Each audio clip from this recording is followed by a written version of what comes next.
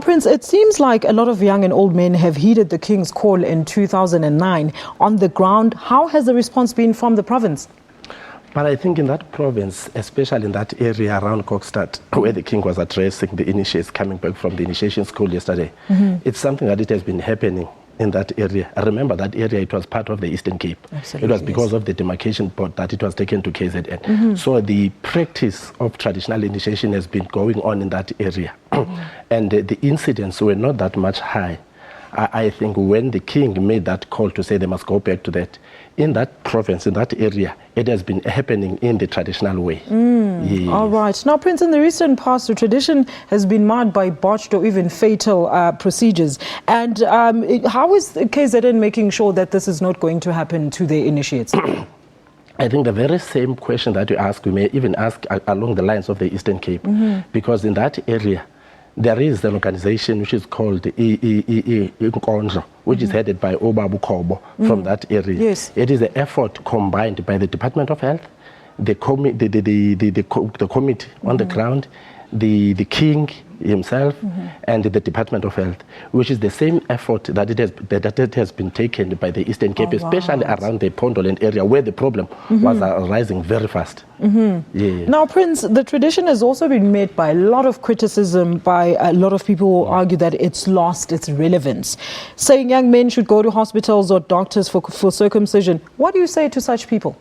You know, the problem is, long before, this cultural practice had no problems. But because people have taken an advantage, and especially where it alarmed us, all of us, it was in the Pondoland. Remember in Pondoland, they were not practicing this cultural practice before. They have stopped long before during the Chaka Wars. But when it came back to them, it came as a peer pressure from the boarding school, the tertiary institutions. Yes. So these boys will force themselves to go to the initiation schools. So when they come back, they will not go to consult their own parents. They will also take these other young boys and continue. Imagine a boy of 16 years old managing an initiation school where does he get the experience to conduct that, and moreover, that push them to do this is because of the money. They are too exorbitant. They are making money out of it. That is the problem. And the prices that are charging are very high. Imagine in one initiation school, so we would have 50 boys charging them at 1,500. How much you have made that? Without the experience, that's what the problem is. And that area, it's too vast in the Eastern Cape. You can't even see them when they take these boys to the hidden areas. You'll only realize them when the problem is arisen. So even in the Eastern Cape, it's the same as that area of which I will say it's still part of the Eastern Cape in terms of the cultural practice. Because all the boys that you have seen on TV coming back are the boys who have gone to the traditional initiation school in different ethnic groups. There are Amashobi, there are Amaxhosa, there are Abesutu. Absolutely. But they are performing that in the province of Eastern Cape, of KZN, which was part of the Eastern Cape. Yes. All right, now, Prince, take us through. I know in tradition you can't really tell us what happens in initiation school, but tell us how the school in KZN will actually differ from all these other illegal or bogus initiation schools. I think what they have done there is to look for people who are experienced in the initiation schools. And I think there are some laws that they've set up in that area, because I've just spoken to the chairperson of that area from Contralesa, who were just giving me this report to say, this is what they've done. And this is what, in that area... Give us some tips. What are they going to do differently? They've involved the Department of Health. They've involved the committee on the ground, people who are knowledgeable about the whole thing. So that is why they have done. They've involved the parents. This is the same as just across the border in that area.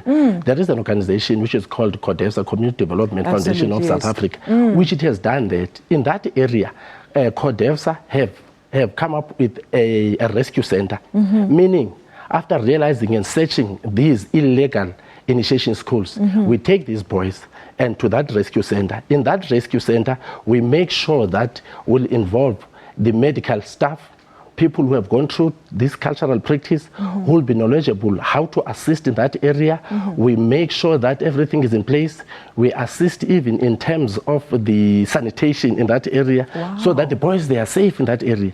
Up until now, CODEFSA have managed in that area to save more than 111 boys who would have been dead by now if CODEFSA would come to the fore to assist in these initiation schools. Now, what further we have said that we need to make sure that if the boys are going to attend the initiation school in June, they should lies with the chief in the area. The chief should make sure that he must be in a position to know how many boys that will attend the initiation school in his area. The chief should be in a position to know the traditional surgeons in that area, so that Kodefsa can take them and train them.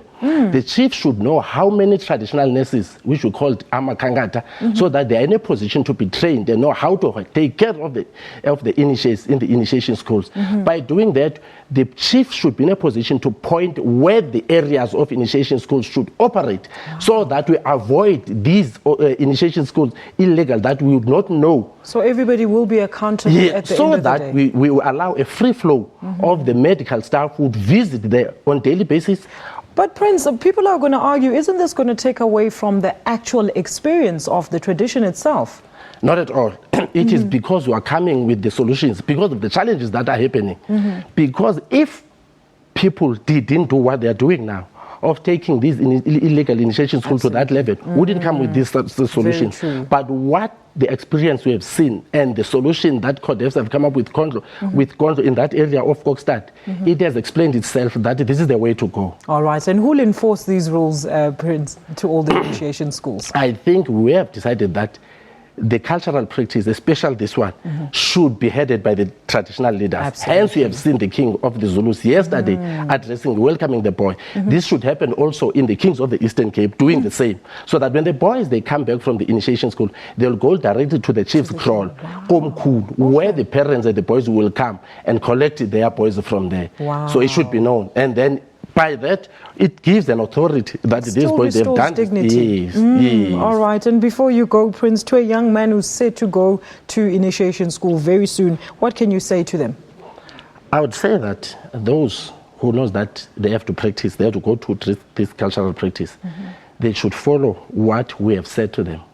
We have made campaigns in the communities that they should know there's no one will be allowed to take them by force to the initiation schools. They should have given a consent from their parents. The parents should be the ones who would go to the chief in that area to tell them that I'm preparing for my boy to go to the initiation school this year. And then there should be that consent form where before they go to the mountain, they have to go to the doctor, medical doctor, to check their ability, their readiness to go to the initiation schools, so that if there are any challenges with regard to that, they should be given a medication that they will take them along to the initiation school. So that we avoid any deaths in the initiation schools. Thank you so much, Prince, for talking to us. That was Prince Manene Tabane, a National Executive Committee of the Congress of Traditional Leaders of South Africa.